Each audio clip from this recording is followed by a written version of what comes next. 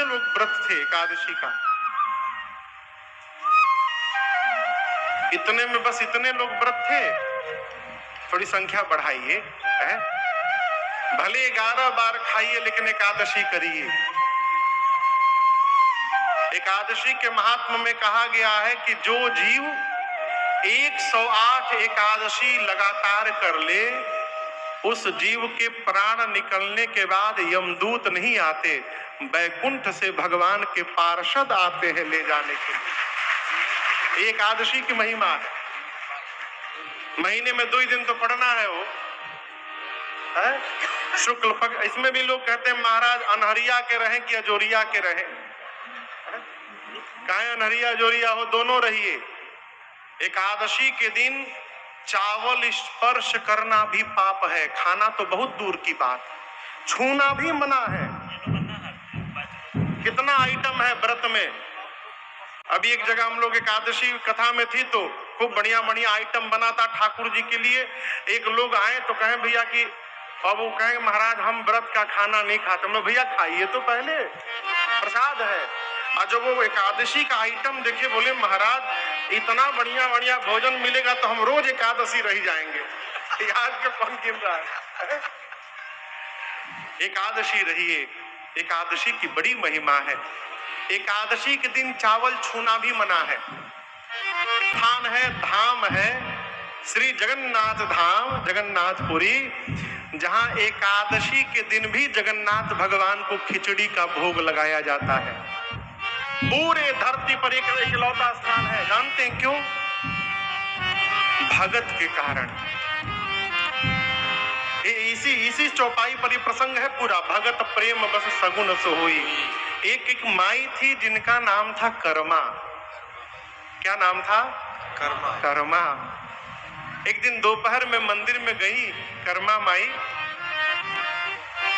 तो स्वयं बेचारी के पास कुछ था नहीं, मांग मांग के खाती थी। दोपहर में गई जगन्नाथ भगवान के मंदिर में, देखी पुजारी जी भोग लगा रहे हैं। तो माँ ने सोचा बताओ भगवान को सवेरे से भूखा रखे पुजारी जी, दोपहर में भोग लगा रहे हैं। तो कर्मा माई ने ठाकुर जी से कहा कि प्रभु अब ऐसा 56 भोग तो हमारे पास नहीं है, आप सुबह से खाली पेट सवेरे सवेरे मेरे घर आ जाइए। बोल कर गई तो उनको विश्वास था कि भगवान आएंगे। सवेरे उठी, न नहाई, न मुंह धोई, न चौका बर्तन साफ की, न चूल्हा साफ की, उसी तरह बर्तन में खिचड़ी बनाने लगी। खिचड़ी बना के जैसे कर्मा ने रखा, एक 8 साल का बालक दरवाजे पर आया और कहा माँ जल्दी से खिला दे, भूख लगी है मुझे। कन्हैया आए, कर्मा मैया ने उनको खिचड़ी खिलाया।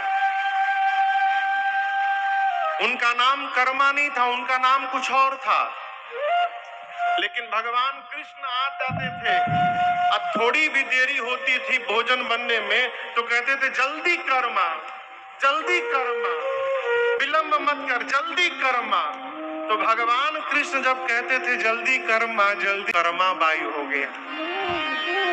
रोज भगवान खिचड़ी खाने आते थे। एक दिन आचार्य संप्रदाय के महात्मा थे बाबू, दक्षिण भारत के रामानुजी संप्रदाय के महात्मा। वो सवेरे सवेरे गुजरे तो देखे कि कर्मा बर्तन धो रही है। तो पूछे कि अरे तुम इतने सवेरे भोजन खा ली? बोले नहीं, तो कन्हैया आता है ना भोजन करने। तो बोले हाँ, इतनी बड़ी तुम भगत हो कि तुम्हारे यहाँ भगवान 56 भोग छोड़ के खिचड़ी खाने आएंगे। तो बोले ऐसे तो भोजन करा देती है। तो बोली कैसे करना चाहिए?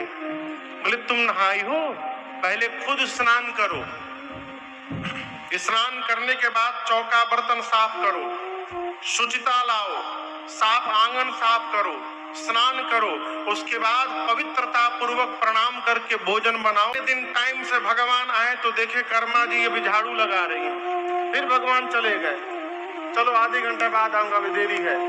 फिर आधे घंटा बाद पहुंचे तो देखे स्नान करके आई है, फिर चले गए। ऐसे 4-5 बार भगवान आए गए। अंत में आए तो खिचड़ी बनी मिली। जल्दी जल्दी भगवान गरम गरम खिचड़ी खा रहे थे, तब तक मंदिर में भोग लगने का टाइम हो गया। जब वहां भोग की घंटी बजी तो भगवान छोड़ के अब भागे मंदिर में। पुजारी जी जब मंदिर का पट खोले भोग लगाने के लिए तो देखते हैं जगन्नाथ भगवान के मुख में और उनके दाहिने हाथ में खिचड़ी लगा हुआ है विग्रह में। पुजारी जी बोले, प्रभु ये 56 भोग छोड़ के कहां कहां घूम के पा रहे हैं खिचड़ी। कर्मा बाई के यहाँ भोजन करने जाता हूं और उस महात्मा से बोलो कि जाकर जो ज्ञान उपदेश दिया है उस ज्ञान उपदेश को वापस ले पहले मेरी माई से। सारा नियम बिगाड़ दिया मेरा। वो जैसे भोग लगाती है वही उसकी असली विधि है। पुजारी जी को उन संत को बुलाया गया। पुजारियों ने कहा ठाकुर जी की आज्ञा है। आपने जाकर क्यों कहा कर्मा बाई से? जाकर उनसे वापस कहिए कि जैसे भोग लगाती थी वैसे भोग लगाएं। महात्मा गए कर्मा बाई के पास, जाकर बोले देखो कर्मा, तुम एक काम करो, तुम जैसे लगाती थी तुम वैसे ही लगाया करो। कर्मा बाई बहुत प्रसन्न हुई, बोली आपने बड़ी समस्या समाप्त कर दी। आज मेरे कन्हैया को विलंब हो गया, कल से टाइम से भोग लगाऊंगी। एक काम करिए, आज भी आप ही बैठ जाइए, यहीं रुकिए, कल। महात्मा ने कहा कर्मा, अभी तुम्हारी जैसी पात्रता मेरी नहीं हुई है। तुम कन्हैया को भोजन करा सकती हो, लेकिन मैं कन्हैया के साथ बैठकर भोजन नहीं कर सकता हूँ। मैं उस योग्य नहीं हुआ हूँ, तुम ही उनको भोजन कराओ। और जब तक माँ कर्मा जीवित रही तब तक भगवान कन्हैया कृष्ण जगन्नाथ उनके यहाँ भोजन करते रहे। आज भी जब जगन्नाथ पहले खिचड़ी जाती है और कहा जाता है प्रभु ये कर्मा बाई की खिचड़ी आपको भोग में लाया गया है, इसको भोग पाइए ना। आज भी वही खिचड़ी का भोग लगता है।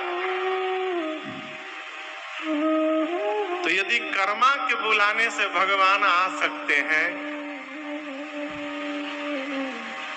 हमारे बुलाने से क्यों नहीं आ सकते हैं वो? है? एक आपको एक गूढ़ बात बताऊं, हम कभी भगवान को बुलाने मंदिर में जाते ही नहीं है। हम जब भी जाते हैं तो उनसे कुछ न कुछ मांगने के लिए जाते हैं।